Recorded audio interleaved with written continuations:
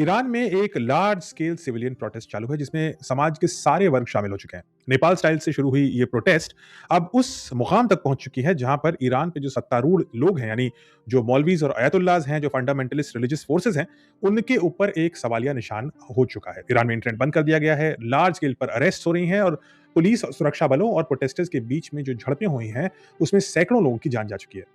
Situation बहुत volatile है और इस बीच डोनाल्ड ट्रंप ने ये डिक्लेयर किया है कि अगर ईरान की सिक्योरिटी फोर्सेस ने और प्रोटेस्टर्स को मारा तो अमेरिकन आर्मी इसमें इन्वॉल्व हो सकती है, यानी ईरान और यूएस एक युद्ध, एटलीस्ट एक लिमिटेड वॉर में जा सकते हैं। और यही कहानी इंटरेस्टिंग हो जाती है। 22 जून 2025 को आपको याद होगा कि अमेरिका ने अपने सबसे महंगे B2 बॉम्बर से सबसे अच्छे बंकर बस्टर बॉम्ब्स का इस्तेमाल करते हुए इस्फहान, नतांज और फुरदौं में अटैक किया था। इसमें क्रूज मिसाइल्स का भी इस्तेमाल किया गया था।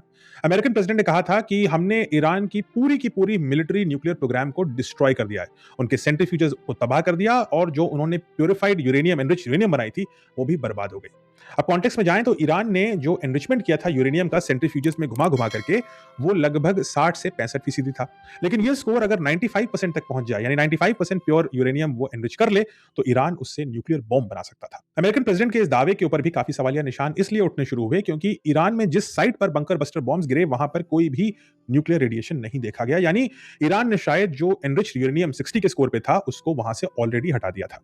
अब सेंट्रीफ्यूजेस के ऊपर क्या डैमेज हुआ हमें एग्जैक्टली नहीं पता, बट हमें यह पता है कि ईरान का एक क्लोज एलाई है चाइना, जिसके साथ वो शायद अपने सेंट्रीफ्यूजेस रिपेयर कर सके और ईरान के अंदर खुद की कैपेबिलिटी भी है कि वो सेंट्रीफ्यूजेस को दोबारा बना सके या रिपेयर कर सके। तो अगर ईरान के पास वो 60 to 65% purified uranium, enrich uranium था, तो ये संभव था कि उसे वो वापस सेंट्रीफ्यूज में डाल करके वापस अपने न्यूक्लियर प्रोग्राम को रीस्टार्ट कर दे महज कुछ महीनों में। और अगर ईरान ऐसा कर पाता तो महज 3-4 महीनों में, यानी अक्टूबर के महीने से ईरान अपने न्यूक्लियर प्रोग्राम को रीस्टार्ट कर सकता था पिछले साल। और इसका नतीजा यह होता कि इस समय जनवरी या फरवरी तक, अगले महीने तक, ईरान अपना पहला न्यूक्लियर बॉम्ब बनाने में शायद केपेबल रहता।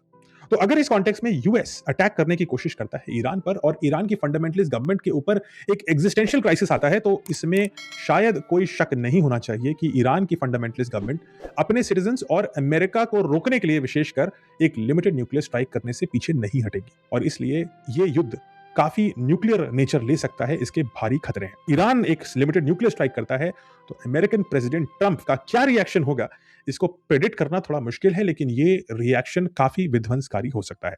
यानी अगर ईरान ने अपने न्यूक्लियर प्रोग्राम को वापस बचा लिया था, तो शायद ऐसा पहली बार होगा कि दो न्यूक्लियर पावर्स आमने सामने होंगी एक ऐसे वॉर में जिसमें एक पावर का एग्जिस्टेंस ही क्वेश्चन मार्क पर होगा। और ऐसे डेस्परेट सिचुएशन में वो क्या रिएक्शन लेगा, यानी ईरान क्या रिएक्शन लेगा, इसको प्रेडिक्ट करना मुश्किल है। आने वाले 1-2 हफ्ते दुनिया के लिए एक बहुत ही इंपॉर्टेंट हफ्ते होने वाले हैं। न्यूज़ पे नजर रखिएगा, हम भी आपको बताते रहेंगे।